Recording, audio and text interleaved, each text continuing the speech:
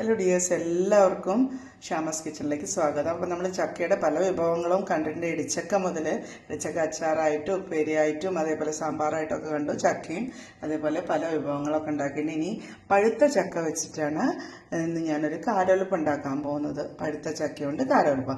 ഇത് നമ്മൾ വഴറ്റുന്നൊന്നുമില്ല, ചക്ക വഴറ്റിയതൊന്നുമല്ല, അല്ലാതെയാണ് നമ്മൾ ഉണ്ടാക്കുന്നത്.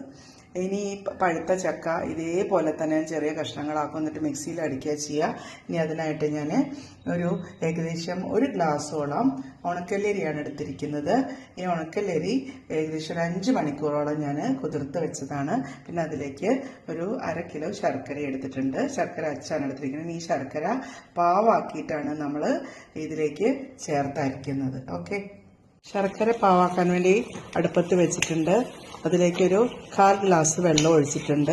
ഇനി ശർക്കര പാവാക്കുന്ന എന്തിനാ വെച്ചാൽ അതിൽ വല്ല ചളിയൊക്കെ ഉണ്ടെങ്കിൽ പോയിക്കോട്ടെ വെച്ചിട്ടാണ്. എന്നിട്ട് നമ്മൾ അരിച്ചെടുത്തിട്ടാണ് നമ്മൾ അരിയിൽ കൂട്ടി അരയ്ക്കുന്നത്. നമ്മുടെ ശർക്കര പാവ് റെഡി ആയിട്ടുണ്ട്. ഇതിൽ കുറച്ച് ചളിയൊക്കെ ഉണ്ടായിരുന്നു, അപ്പോൾ അതൊക്കെ ഞാൻ അരിച്ചെടുത്തിട്ടാണ് പാവ് റെഡിയാക്കി വെച്ചിരിക്കുന്നത്. അതേപോലെ ചക്കയുടെ ഒരു 10 ചുള എടുത്തിട്ട് ചെറുതാക്കി അരിഞ്ഞിട്ടുണ്ട്. പണ്ടൊക്കെ ആണെങ്കിൽ നമുക്ക് ഈ ഉണ്ണിയപ്പമൊക്കെ ഉണ്ടാക്കാൻ ഭയങ്കര പ്രയാസമാണ്. കാരണം ചക്കയൊക്കെ വരട്ടി എടുത്തിട്ടൊക്കെ വേണം, ഒരുപാട് ദിവസം വരട്ടി എടുത്തിട്ടൊക്കെ വേണം. അതേപോലെ ഇനി ഈ കുതിർത്ത് വെച്ചിട്ടുള്ള അരിയും ശർക്കരപ്പാവും ചക്കയും കൂടിയിട്ട് ഒരുമിച്ച് മിക്സിയിൽ അരച്ചെടുക്കുകയാണ്.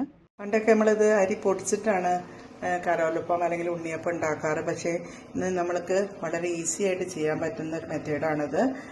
ഈ ചക്ക വരട്ടാതെ തന്നെ പഴുത്ത ചക്ക ചെറുതാക്കി അരിഞ്ഞതും ഈ നമ്മുടെ അരിയും കൂടിയിട്ട് ഒരുമിച്ച് മിക്സിയിലിട്ട് അരയ്ക്കാം. കരോലപ്പം ഉണ്ടാക്കാൻ വേണ്ടിയിട്ട് ഞാൻ അടുപ്പത്ത് ഒരു ചെറിയ ചീനച്ചട്ടി വെച്ചിട്ടുണ്ട്. അപ്പോൾ അതിലേക്ക് കൂട്ടിന് വേണ്ടിയിട്ടാണ് കേട്ടോ. നിങ്ങൾ വിചാരിക്കും കാരൊലുപ്പം എന്താ ചീനച്ചട്ടിയിൽ ഉണ്ടാക്കുന്നതല്ല.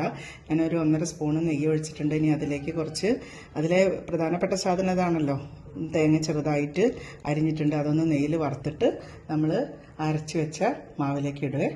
പിന്നെ അതേപോലെ തന്നെ ഏകദേശം ഒരു 1/4 സ്പൂണ് പൊടിച്ച ഏലക്കായ, നാളികേരം നെയ്യിൽ വറുത്തതാണിത്.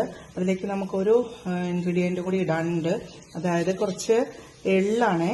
അതായത് ഒരു 1/2 സ്പൂണ് കറുത്ത എള്ള് ഞാൻ ഇതിലേക്ക് ഇടുകയാണ്. അത് ഞാൻ വേറെ വേവിക്കുന്നില്ല, ഇതിൽ കൂടെ തന്നെ ഇടുകയാണ്. ഒന്ന് ജസ്റ്റ് ചൂടായി കിടക്കുന്ന ആ നെയ്യിലൊന്ന് അങ്ങോട്ട് ചൂടാക്കും. ഓക്കെ, കുതിർത്ത് വെച്ചിട്ടുള്ള അരിയും ചക്കയും ശർക്കരപ്പാവും കൂടിയിട്ട് നമ്മൾ അരച്ച് വെച്ചതാണ്. ഇതേ കൺസിസ്റ്റൻസിയിലാണ് ഞാൻ അരച്ച് വെച്ചിരിക്കുന്നത്. വേണമെങ്കിൽ നിങ്ങൾക്ക് കുറച്ച് വെള്ളം ഒഴിക്കാട്ടോ. പക്ഷേ ഞാൻ കുറച്ച് ശർക്കരയുടെ വെള്ളവും അതേപോലെ ഈ അരച്ച വെള്ളവും കൂടിയിട്ട് കുറച്ച് മാറ്റി വെച്ചിട്ടുണ്ട്. വേണമെങ്കിൽ ഇത് കട്ട പിടിച്ചാൽ കുറച്ച് ഒഴിക്കാൻ വേണ്ടിയിട്ട്. ഇനി നമ്മൾ വറുത്ത് വെച്ചിട്ടുള്ള ആ നാളികേരവും എള്ളും ഇതിലേക്ക് ഇട്ട് കൊടുക്കുകയാണ്.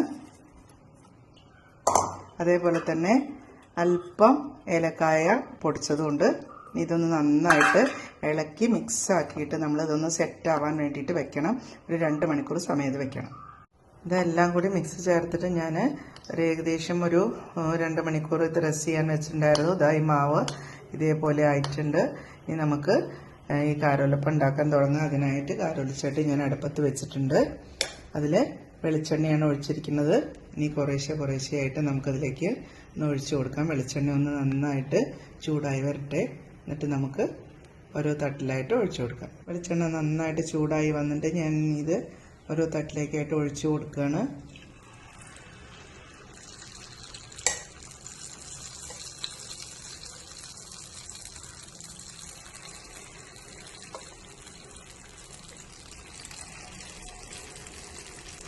ചെറിയ കയ്യിൽ ഉപയോഗിച്ചിട്ടാണ് ഞാൻ ഒഴിച്ചു കൊടുക്കുന്നത്.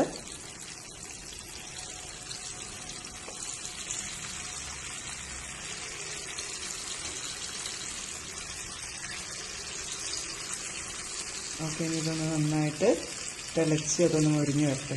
നോക്കൂ, നമ്മുടെ മാവ് സൂപ്പർ മാവാണ്.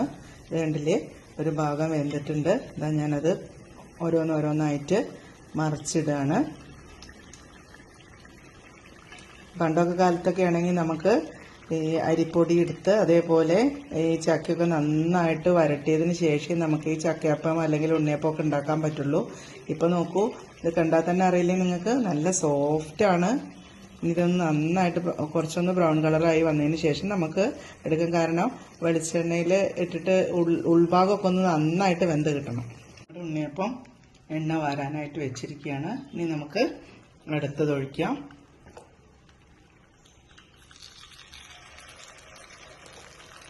വളരെ സോഫ്റ്റാണ് കേട്ടോ.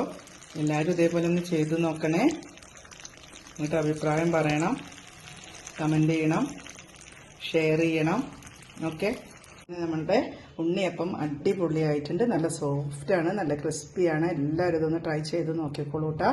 മാത്രമല്ല നമുക്കൊരു 60 ഉണ്ണിയപ്പത്തിൻ്റെ അടുത്ത് കിട്ടിയിട്ടുണ്ട്. ഞാൻ പറഞ്ഞിട്ടുണ്ടായിരുന്നല്ലോ കണക്ക്. ഏകദേശം നിറച്ചൊരു ഗ്ലാസ് അരിയാണ് എടുത്തത്, അര ശർക്കരയും പിന്നെ അതേപോലെ ഒരു 250 ml വെളിച്ചെണ്ണയാണ് നമുക്ക് ആയിട്ടുള്ളൂ. അപ്പോൾ ഇത്രയും കാര്യങ്ങളൊക്കെയാണ് ഉള്ളത്. അപ്പോൾ എല്ലാവരും ഒന്ന് റെഡി ആക്കി നോക്കിക്കോളൂ.